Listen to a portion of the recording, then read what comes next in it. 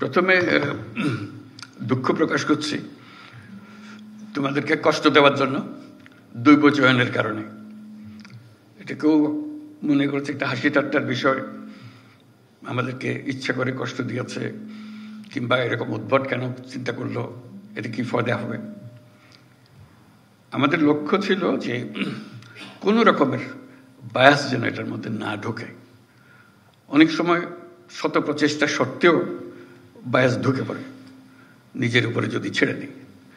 কিন্তু দৈব চয়নটি এসছে যেন নিজেকে এর থেকে দূরে রেখে ফেলতে পারি। আমরা যে কজনই এটার সঙ্গে শরিক ছিলাম, তাদের কারো কোনো রকমের বায়াস এটার মধ্যে না ঢোকে, যাতে মুক্ত মনে যেখানে জায়গা হয়েছে, আমার নম্বর পড়েছে, সেখানে গেলাম, সেখানে আমি আমার কাজ করব। এটা অসুবিধা, ব্যক্তিগত অসুবিধা হয়। কোথায় গেছি পড়লাম, চিন্তা করি না কোনোদিন এখানে কাজ করতে হবে। আমরাও ভাবি না যে এর জায়গায় এখানে হবে, ওর জায়গায় এখানে হবে। কিন্তু একটা চ্যালেঞ্জ সৃষ্টি করে, শুরুতেই একটা চ্যালেঞ্জ। এই চ্যালেঞ্জটা নেবার জন্য মানসিক প্রস্তুতি দরকার। এটার ফলে আশা করি এই কষ্টের মধ্যেও সেই চ্যালেঞ্জটা গ্রহণ করার একটা মনোভাব তোমাদের মধ্যে জেগে উঠবে যে আমি এই চ্যালেঞ্জ গ্রহণ করলাম। তাহলে সব জিনিস পরিষ্কার হয়ে আসবে। আমরা নির্বাচনের কথা বলছি, যার উদ্দেশ্যে আমরা যাচ্ছি, এটার গুরুত্বটা আমাদের এখন বুঝতে হবে। নির্বাচন বলতেই আমরা অতীতের কিছু নির্বাচনের কথা মনে রাখি, মনে চট করে আসে। তোমরাও দেখেছ সেই নির্বাচনগুলো। কেউ প্রহসনের নির্বাচন বলে, প্রতারণার নির্বাচন বলে, তামাশার নির্বাচন বলে। এগুলো হলো তাদের বিশেষণ। সেখান থেকে আমাদের চলে যেতে হবে বহু উপরে।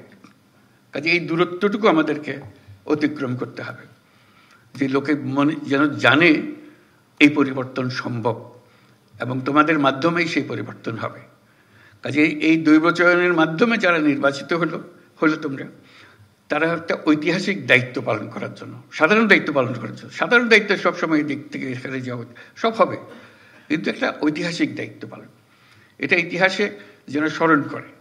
এখানে তোমরা অনেক কথা বলেছো, তার মধ্যে বাইরের যারা পরিদর্শন করবে, আসবে, পর্যবেক্ষণ দল আসবে, তারা আমাদের খুদ ধরার চেষ্টা করবে, আমাদের এটা হয় নাই, ওইটাই ভাবে হলে ভালো হতে বলবে। এবারের নির্বাচন হলে এমন নির্বাচন, তারা স্মরণ করবে বাংলাদেশের নির্বাচনটা আমরা দেখেছিলাম, এটা এরকম। তারা নানা দেশে এটা বলবে, এরকম একটা নির্বাচন তারা এটা দৃষ্টান্ত হিসেবে নিয়ে যাবে তাদের মাথায়, বারে বারে বলবে এই নির্বাচনের মতো নির্বাচন আমরা কখনো দেখিনি, আমরা এই কাজ করি, এটা আমাদের একটা পারদর্শিতা আছে। কিন্তু এখানে যে নির্বাচন দেখে গেলাম, সেটা আমাদের একটা স্মরণীয় পরিদর্শন হলো, আমাদের স্মরণীয় অভিজ্ঞতা হলো, সেই অভিজ্ঞতা আমরা এখান থেকে নিয়ে যাব। সেই ধরনের একটা নির্বাচন আমরা করে যেতে চাই। আরেকটা বিষয় হলো, এটা সাধারণ নির্বাচন নয় যে 5 বছর পর পর একটা নির্বাচন হয়, দেশের সরকার পরিবর্তন হয়। এটা রুটিন একটা কাজ। এবারের নির্বাচনের যেটা আন্ডারলাইন করা বারে বারে দরকার, এটা হলো গণ অভ্যুত্থানের পরবর্তী নির্বাচন। গণ অভ্যুত্থানে যারা শরিক হয়েছিল, আমরা যারা এর সঙ্গে আছি, যুক্ত আছি, এটা তাদের আদর্শ, তাদের স্বপ্ন বাস্তবায়নের ক্ষেত্রে সেই বাস্তবায়নটা আমাদের এই নির্বাচনের মাধ্যমে আমরা করে যাব। যে এই নির্বাচন তোমরা যে স্বপ্ন দেখার মাধ্যমে জীবন আত্মত্যাগ করেছ, সেই আত্মত্যাগের পেছনে যা যা তোমাদের মাথায় ছিল, সেটাকে আমরা এখন স্থায়ী রূপদান করতে যাচ্ছি।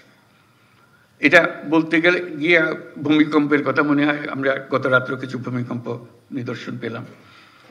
ভূমিকম্পের প্রসঙ্গ আসলেই বিল্ডিং কোডের কথা মনে আসে, যে বিল্ডিং কোড ঠিক আছে কিনা, মানতেছে কিনা। এই যে নির্বাচন এটা বিল্ডিং কোড তৈরি করার সুযোগ, যে আমাদের যে সমাজটা তৈরি হবে তার বিল্ডিং কোডটা কি হবে। যত বড় ঝাঁকুনি আসুক, এটাকে নাড়াতে পারবে না। এই নির্বাচন সেই নির্বাচন যেখানে বিল্ডিং কোড তৈরি হবে। যারা বিল্ডিং কোডটা তৈরি করবে, তাদের হাতে এই দায়িত্ব দেওয়ার জন্য। তার সঙ্গে যে গণভোট আসছে, এটা শুধু 5 বছরের নির্বাচন, সনাতন নির্বাচন তা না, এটা আর একটু বড় গুরুত্বপূর্ণ জিনিস হলো গণভোট। সেটা হলো বিল্ডিং কোড। এই বিল্ডিং কোডটা আমরা তৈরি করে দিয়ে যাব, যেটা শতবর্ষ ধরে এই দেশকে, এই জাতিকে সামনে এগিয়ে নিয়ে যাবে। কাজে এই দায়িত্ব, এই ঐতিহাসিক দায়িত্ব যে পেয়েছ, এটার জন্য আল্লাহর কাছে শুকরগুজারি করো যে আমাদেরকে এই দায়িত্ব পালন করার সুযোগ দিয়েছে। আমরা সারা জীবনে যখন জীবনে কি করলাম সেটা বিচারে বসবো, এটার জন্য 1 নম্বরে আসে যে আমি এটাতে শরিক ছিলাম, এই বিল্ডিং কোড তৈরি করে দিয়ে এসছি বলে আজকে দেশটা আমরা পেয়েছি, আমাদের সন্তানদের কাছে এই দেশ অর্পণ করে যেতে পারছি। কাজে ওই ঐতিহাসিক ভূমিকাটার কথা স্মরণ করো। এই যে আজকে এই দায়িত্ব পেলে, এটার জন্য আল্লাহর কাছে শুকরগুজারি করবো আমরা সবাই, যে এই দায়িত্ব, ঐতিহাসিক দায়িত্ব পালনের সুযোগ আল্লাহ আমাদেরকে দিয়েছে। অন্য কেউ দিতে পারত, কিন্তু আমরা এই দৈবচয়নের মাধ্যমে আমরা এই সুযোগ পেয়েছি এবং এমন বিল্ডিং কোড তৈরি করে দিয়ে যাব যাতে এই জাতি কোনোদিন আর হেলতে না পারে, তুলতে না পারে, শক্ত মজবুতভাবে থেকে যাবে। সেটাই হলো আমাদের চ্যালেঞ্জ এই নির্বাচনের মধ্যে যেটা আছে, আমরা যেটা করতে চাচ্ছি। 5 বছরের নির্বাচন, সনাতন নির্বাচন, সেটা হচ্ছে একটা ভিন্ন নির্বাচন। আর তার সঙ্গে আছে শতবর্ষের নির্বাচন, ওই যে বিল্ডিং কোডের কথাটা বললাম। এই দুটো একত্রে এটার মাহাত্ম্য, এটার গুরুত্ব অনেক অনেক বেশি। সেই জিনিসগুলো ধরে রাখা, কিভাবে আমরা করব, সেই জিনিসগুলো বুঝের মধ্যে নিয়ে আসা, যে আমরা গণ-অভ্যুত্থানের স্বপ্ন বাস্তবায়নে আছি। এভাবে আমি বলেছি যে এটা আমাদের ধাত্রীর কাজ করতে হচ্ছে, তাই নতুন বাংলাদেশ জন্ম লাভ করবে এই নির্বাচনের মাধ্যমে। এই নির্বাচন আমাদেরকে নতুন বাংলাদেশের দরজা খুলে দেবে। তো কাজে নতুন বাংলাদেশের যে জন্ম হবে, এই আমাদের যারা এখানে উপস্থিত আছি তাদের ভূমিকা হলো ধাত্রীর ভূমিকা, যে আমরা যেন সুন্দর সুষ্ঠু সেই জন্মটা দিতে পারি তাদেরকে, সেই ভবিষ্যৎ বাংলাদেশে।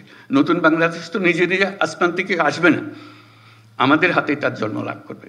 এই জন্ম লাভের প্রথম সূত্রটা হলো, প্রথম স্থানটা হলো তোমাদের হাতে, যেটা এই নির্বাচন করতে যাচ্ছ।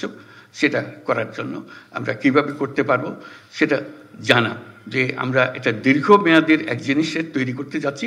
এই সময়টুকু, যেটুকু সময় নির্বাচনে, মাত্র ফেব্রুয়ারি মাসে নির্বাচন হবে, এটার গুরুত্ব এত বেশি। প্রতিদিন তোমাকে চিন্তা করতে হবে যে আজকে আমার কি দায়িত্ব, কি করব আমি। এটাকে সর্বাঙ্গ সুন্দর নির্বাচন করার জন্য, মজবুত নির্বাচন করার জন্য, সবাইকে বোঝানোর জন্য, সবাই যেন একমত হয়।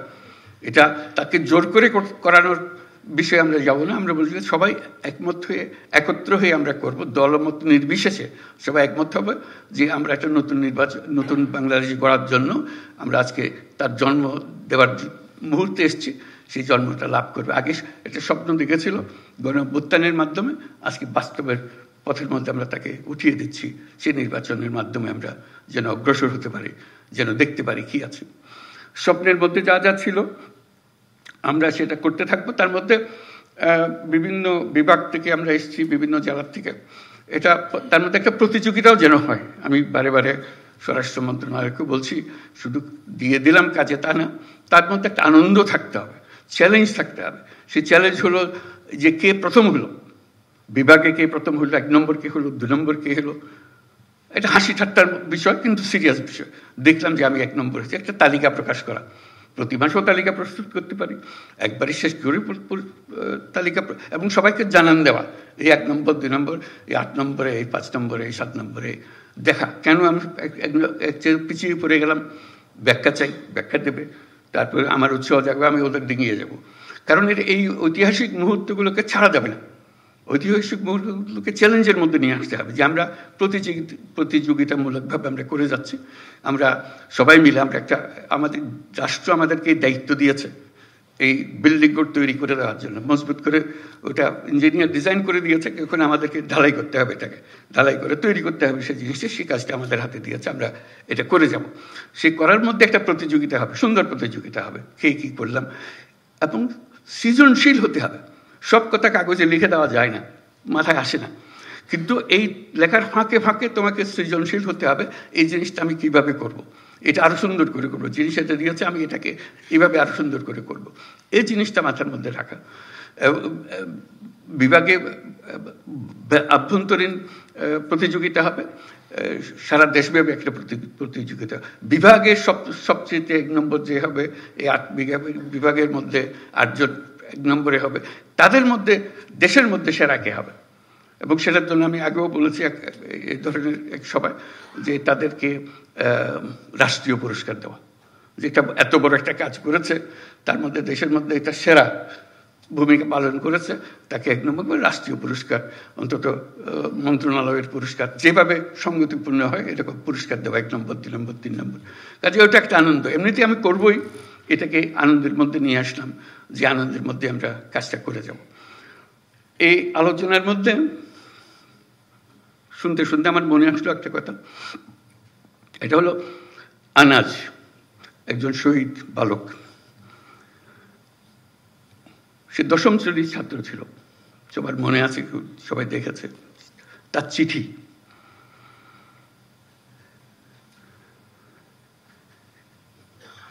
সে মিছিলে যোগদান করবে,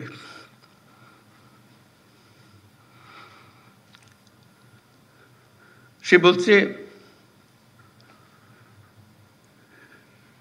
মাকে বলছে, আমি স্বার্থপরের মতো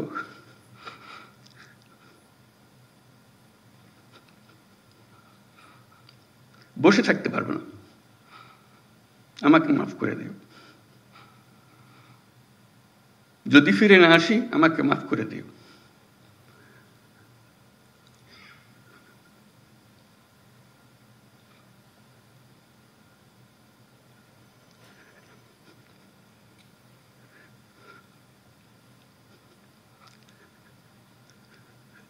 সে আনাজের বক্তব্য আমাদের কর্তব্য ঠিক করে দিয়ে গেছে।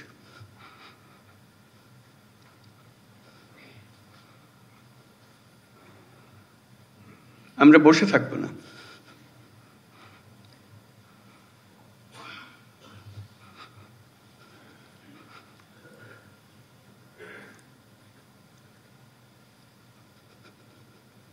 তার দায়িত্ব, সে যে দায়িত্ব আমাদেরকে দিয়ে গেছে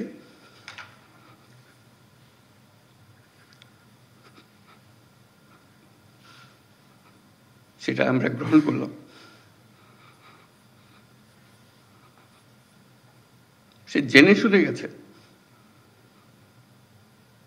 বলছে যদি ফিরে না আসি আমাকে মাফ করে দিও।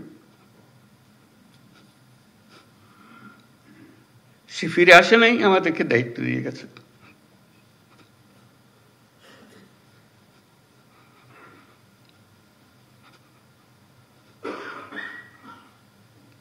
সেই কাপুরুষের মতো বসে থাকতে চাইনি,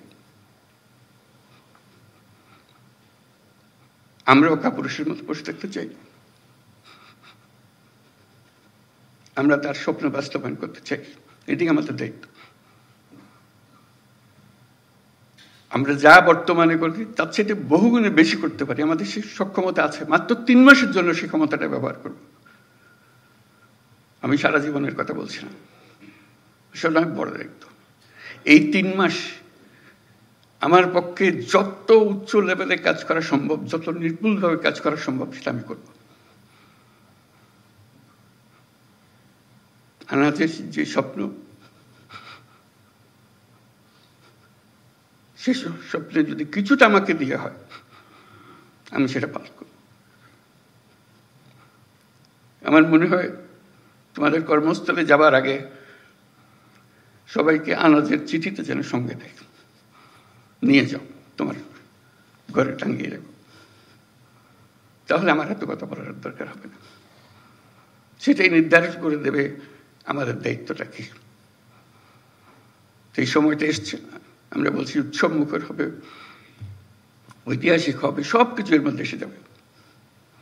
কারণ এটা শুধু উপরওয়ালার হুকুম মানার জন্য করছি না, আরো বড় হুকুমওয়ালার দায়িত্ব আমরা এটা করছি।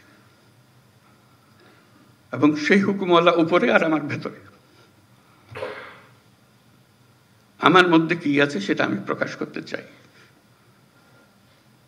আনাজ যেরকম প্রকাশ করে গেছে, তো সেই দায়িত্ব নিয়ে আমরা আজকে কর্মক্ষেত্রে যাব এবং যে স্বপ্ন আমরা দেশের নাগরিক হিসেবে সবাই দেখি সেটা বাস্তবায়নের জন্য যে বিল্ডিং স্ট্রাকচার যেটা তৈরি করে দিতে হবে সেটার দায়িত্ব আমরা পেয়েছি। স্ট্রাকচার আমরা এমনভাবে মজবুত করে করব শত বছর ওটা হেলবে না, তুলবে না। আমরা শেষ বয়সে স্মরণ করবো এই কাজটা আমরা করেছিলাম। অতীতের দিকে যখন তাকাবো, গর্ব করে তাকাবো। আমরা গণ অভ্যুত্থানে শহীদ হই নাই, আমরা তাদের সমর্থন দিয়েছি, দূরে থেকে দিয়েছি, কাছে থেকে দিয়েছি, নিমরাজি হয়ে দেখেছি, বহুল উৎসাহ সহকারে দিয়েছি, কিন্তু তাদের মতো প্রাণ দিতে পারি নাই। আজকে আমরা আমাদের যে প্রাণ আছে সেটাকে আমরা এই 3 মাসের সময়টুকুর জন্য অন্তত চিন্তা করব। এটা সরকারি চাকরির জন্য করছি না, নাগরিক হিসেবে, দেশের একজন যোদ্ধা হিসেবে আমি এই কাজটা করছি। সবাইকে ধন্যবাদ।